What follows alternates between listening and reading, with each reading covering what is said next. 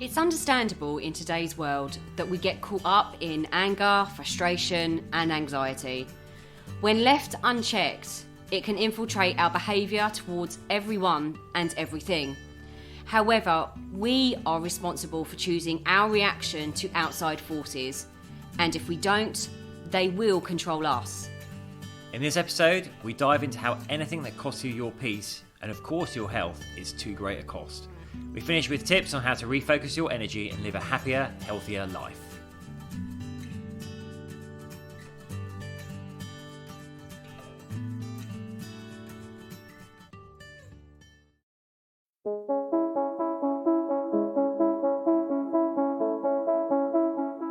Hi, I'm James Davis. And I'm Claire Davis. We're the Midlife Mentors, here to lift the lid on how to achieve health and happiness. The balanced, no-nonsense way.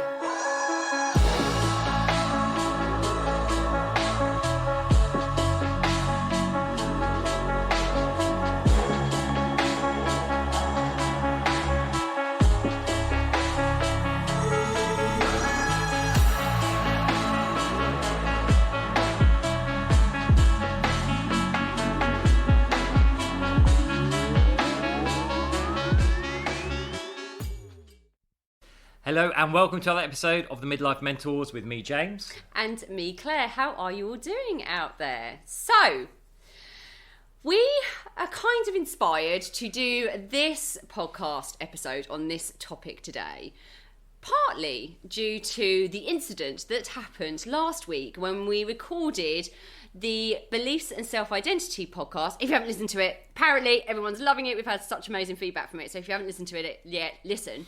But that was actually the second recording we did of it because we had a bit of a tech fail, didn't we, Mr. D? We did indeed. We had a tech fail. Apparently James says that the card was full. I'm not entirely sure. I 100% believe him.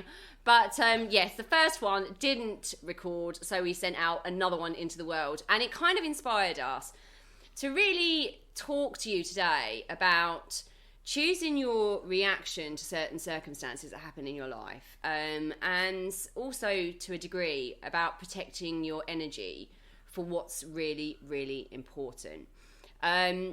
So I just want to kind of share. Yes, it was last week's podcast. We chose our reaction to it. We didn't get really, really cross. We actually did laugh about it. We put on Someone had a little huffy puffy. Oh, I'm allowed to have. No, we didn't really. Only for like a few minutes. And we just actually, you know what? We get to choose how we want to feel about this. Exactly. So what did we do? We put on some happy music, 90s danced dance around music. a bit, and then recorded it again. Exactly. But also I wanted to share something. It's quite vulnerable, actually. I've worked through that, and I'm like, this is really important to talk about. So it doesn't matter whether I feel a little bit vulnerable doing this with James. I'm going to say it anyway. So basically, choosing your reaction to outside circumstances is the topic of this podcast. But what's been going on for me for quite some time now is I'm not very good at seeing injustice in the world. I don't think many are, but you know, I am a very passionate person. I'm sure you get a bit of that. And I feel really strongly about things. I feel very strongly about the people I love. I feel very strongly about protecting people's rights, and I feel very, very uncomfortable with any injustice going on in the world. I'm not going to say any more than that, but what happens is you might be angry and frustrated or anxious about one thing in your life, but then it starts to like take over and it starts to interfere with the rest of your life as well. So it starts to impact negatively other areas of your life. It could be work, it could be relationships, it could be children, it could be your health. And that's kind of what was happening for me. I was getting quite upset and angry about certain things. And I basically had to take a step back and realise that the way I was responding to external events was having a really negative impact on my life. And that's where some of the inspiration for this podcast has come from. It's about actually knowing that stuff is out there. You might get frustrated about things, you might get angry and anxious, but the one thing we can control is our internal world, our internal dialogue, and how we are responding to it, because actually nothing is more important than that. And if it's negatively impacting your health, your relationships, your job, or anything like that, your relationship with your children, it's really, really important that you have a look at what some of those triggers are and start pulling it back. Oh, absolutely. Understanding your triggers can help like draw some of the sting out of them. And sometimes it can be quite big things, like Claire's referring to there, a sense of injustice in the world. But other times it can just be like, you might recognise that you've got the same similar pattern, like the similar things are frustrating you. Like, when you're at the checkout queue in the supermarket and someone's like being really slow packing their shopping, or it could be the little things. But try and recognise those triggers and then dig into them a little bit. Be like, well, why is that annoying me? And the big question I always ask myself, well, does it really matter anyway? Because when we can actually take a step back and be the observer of these events rather than being a participant in them, what we call like a shift in perspective, it takes a lot of the emotion out as well. The example I always use is like the classic one of road rage. And we've all experienced that, I'm sure. You're driving around in your car, someone cuts you up in heavy traffic, they're like gesticulating at you and shouting, and you're shouting, and the rage you can feel, the rage. And what can happen is you can carry on, you finish your journey, you get out the car, you tell the person you're meeting about what happened, step back from that. Step back from that a minute, because actually, the person that cut you up or whatever, they've probably just gone on their way and they're having a great old day. You're the one still hanging on to the anger of the situation and now spreading it to someone else. And actually, it takes about one useful trick I've learned is always tell yourself a story. You go, maybe that person is in a real rush because they need to get to the hospital for a relative or something. Just change perspective on it. It's a thing we have in NLP called a perspective shift. But if you can learn to be the observer rather than the participant, and also retell the story around it, can really help shift the emotion around it. Well, I say, this is the way I've really, really shifted some stuff going on for me, because, social media and the world we're in right now, we're being bombarded with constant messages, right? Constant messages, left, right and centre, and they're all vying for our attention, and it can be very, very overwhelming. Here's the thing, the more you focus on one thing, the more you're going to see more of it. Right? So if you're focusing on the thing that you feel is not right and making you angry, guess what? You're going to see more and more and more of that stuff, because that's the stuff that you notice, and it's your energy goes into what your attention is on. So when you're focusing on something you don't really want to see, you're going to see more of it just simply because your fact of your attention is on it. I hope that makes sense. But we've got all of these messages vying for our attention, and you are going to pick up on the things that make you angrier and angrier, because you want to back up your story, basically. You want to, it's a weird thing that us humans do. We see something and then we want to see another thing that really backs up our point. We want to see another thing that really backs up our point and solidifies our point and really makes us feel like we are right, because as humans we want to feel right all the time. But here's the thing, if it's too great a cost, if anything is costing you your peace, it is too great a cost. If anything is costing you your health, your relationships, it is too great a cost. No matter what you're seeing outside in the external world, nothing is more important than that you are in your life, experiencing your life, your joy, your fulfillment. Because I tell you what, in years to come, you will look back, when we're older, we will look back and go, oh my goodness, the most important things to me were love.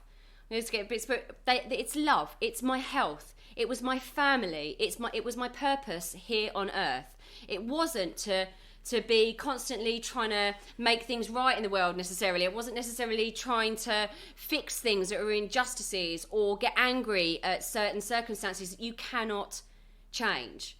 So anything that costs you your peace of mind, your peace of soul, is too great a cost. So understanding, what I've been doing took an amazing effect. I know James will back me up on this. He's like, what happened? What do you change? Because you can see I was getting really frustrated, really frustrated and really angry. He was like, well, what's changed? I'm like, I'm noticing what my triggers are. So if I'm on social media, for example, I might see something, and if it triggers that emotion, if it takes me out of my peace, I scroll on through.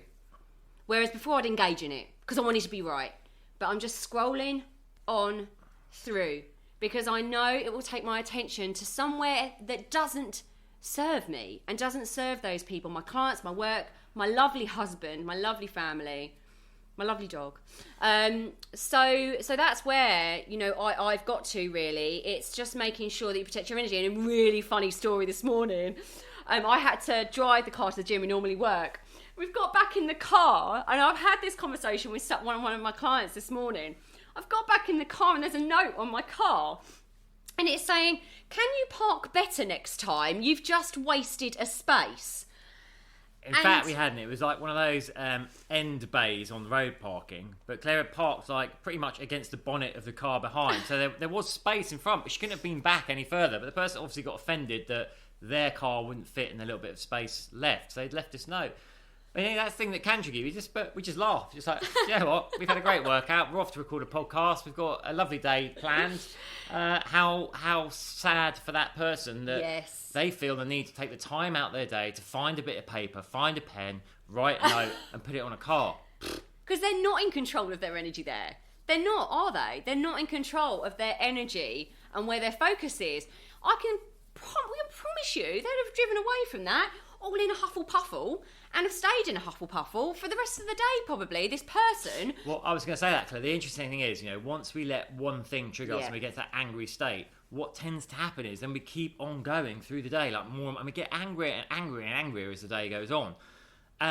Which, you know, sometimes it can be quite, in a way, indulgent for ourselves. But actually, you know, do you want to feel like that? Do you want to go through your day angry? Of course you don't. Do you want to be right, or do you want to be peaceful? Do you want to be right, or do you want to feel peaceful and alive and the best version of yourself for yourself and for those people around you? So, you know, it is our responsibility, us being in control of our responses to external events, that quite frankly, it's okay to have an opinion, it's okay to have a mission, it's okay to have, you know, part of what you are. But when it starts dragging down other areas of your life and it starts infiltrating, because you can't compartmentalize, get your words out, Claire. You can't compartmentalize feelings, really. You can't go, oh, I'm angry at that, but I'm not angry at this. I'm joyful at this, but I'm not joyful at that. That feeling honestly infiltrates everything. So our advice is, if you are feeling a sense of anxiety, frustration, anger at the moment, really want to see you looking at what your triggers are. Really noticing when that feeling arises for you. And then saying to yourself, I am 100% responsible for whether I choose to be right or whether I choose peace here. Whether I choose my own sense of self, whether I realise how important it is for me to find peace, because otherwise my health will suffer. Honestly, our bodies get riddled with anxiety and stress and anger and frustration. It starts to physically impact our bodies in a massive way. So it's all interlinked, friends. I just want to give some guidance here, because a lot of people can get hung up on this whole like, oh, the trigger happened and I still got angry, so I've somehow failed at this. And listen, it's not to say, so I want to be really clear on this, it's not to say you are still going to get triggered and you're still going to get angry, upset, anxious, whatever. Those feelings are still going to come. What it is, when you can actually recognise that you're in that state, bring awareness to it, gives you the option of how you want to react to it. Because all too often, if we don't practice this, you know, what happens is the event happens, we have our reaction to it, and that's just it. That's it. End of. You know, you stay angry, whatever. If we can have the event and we're like, I recognise what's happening here, I'm going to choose my action straight away. I mean, that's amazing, but that's Zen-like levels. But most of us don't do that. Most times the event happens, like the podcast, the event happens, like, it hasn't recorded, you're like, ah! They're like, actually, I'm recognising I'm feeling like that because of this, but I now get to choose how I want to react to it. So just give you that, you know, don't beat yourself up if you're still getting triggered and feeling those feelings. It's going to happen. That what you should praise yourself for is actually recognising it and then being able to adjust. Absolutely, I love that. And I think we'll just, this is kind of, I think, unless my lovely husband has got anything else to say. I mean, I think... I was going to give some quick tips, actually. Oh, well, I would just say this before you give some quick tips, because actually we have just come on and freestyled. I mean, we've freestyled pretty much all of them, but we've really freestyled this one, because it just, it felt better coming completely cold into it and completely from the heart. But one of the things that I would say is a lot of people think they are powerful in their external world. If they external power is a thing that is celebrated. You know, I'm expressing my power in this certain situation in response to this, and this. It's external power. The most powerful person you can ever be, the most power you will ever have, is that internal power to control your emotions and your responses. That is true power. It is not going out in the world and I don't care what anyone else says. It's not, if you're going out in the world and changing this, that and the other, because there is, amazing, but you have to have that inner power as well. You have to have that inner control, that inner understanding of peace and quiet within yourself. Personally, I think that is the truest form of power. It's not external. It's being able to sit quietly and comfortably in your own skin. So I just wanted to say that before James gives some tips. I mean, these which top tips. Which I've got absolutely no idea what they are because we're freestyling it. Yeah, so first one is, do get to recognise your triggers. Do spend time on this. It's like anything. The more you practice it, the better you'll come. So recognise your triggers. Listen, stuff is always going to come up in life that's just, you know, spur of the moment, is annoying no matter what. You know, someone nicks your parking space, you're about to go into it. Oh, it's going to happen this morning as well. But start to recognise where recurrent things are triggering you, because then you can actually do some work around those, like, and dig into, like, you know, why is that? Why am I so bothered by that? And also by noticing those patterns, you'll be able to actually see this coming. So I've worked on this. I'm going, I'm starting to feel this way, but I'm going to choose not to this time. By recognising the feeling that's coming, I can choose to alter how I go with it. So that's the first one, work on your triggers. Second one is watch what you feed yourself. And I mean that like mentally and emotionally, because, you know, if the news is triggering you, don't watch the news, don't listen to the radio. Totally. But especially social media. You know, Claire made a reference there. She said we can all get involved in just scrolling. Sometimes we get into those like debates. Don't get drawn into it. There's no point arguing with a stranger on the internet for hours on end. What have you achieved at the end of it? Nothing. Your peace is more important. You could be doing something really constructive with your life. So clean your feed is what we'll say to our clients. Go through your feed, get rid of stuff that triggers you, that annoys you. You can either delete it completely, snooze it. And the last thing is, I always like this, perspective positions. This is an exercise from NLP. If you're ever in a situation with someone, like I said, you know, like often... of course, we're the participant in that situation and we can get caught up in the emotion of it. If you can learn to take a step back and be the observer, just go, if I was looking at this from the outside, what would I think about it? What would I be emotionally invested in it? And sometimes you realise, like, actually, this just isn't worth my bother and time. So practice that. Yeah, absolutely. Shifting your perspective. I love that. We've worked with clients a lot on that. Actually asking them to go into that person's that other person's perspective and see you from their eyes. It's just a really, really powerful. When you take it through almost like a guided visualization type thing, it's a really powerful tool. So I love that. We might actually do some more on that kind of conflict resolution-y type stuff. It's always good in the relationships, isn't it? Yeah, conflict resolution between Mr. and Mrs. D. Communication skills. No, yeah, exactly. So we might actually do one on that because we have been asked to do one on relationships, actually. So what are the bedrock of our successful relationship? I was asked that the other day. I was like, okay, could do a podcast on that. Well, that's a big question, Claire. Yes, it is. James looks scared, absolutely terrified, I'll let you know. So everyone out there, just watch this. Watch what emotions you're feeling more of. Watch how it's potentially spreading into other areas of your life, and take responsibility.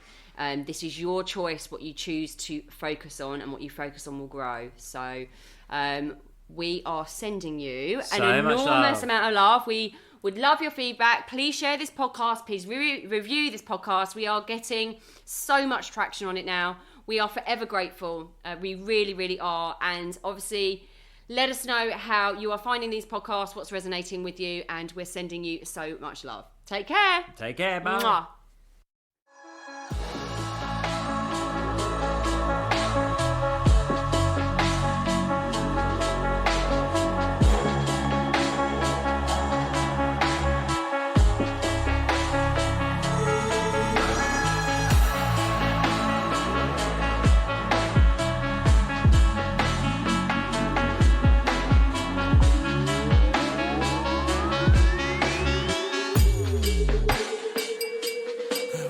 Yeah. You've been listening to the Midlife Mentors with Claire and James Davis.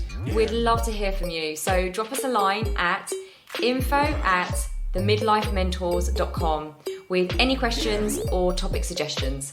And make sure you join us on our Facebook page and YouTube channel. You can find us under the Midlife Mentors. Yeah.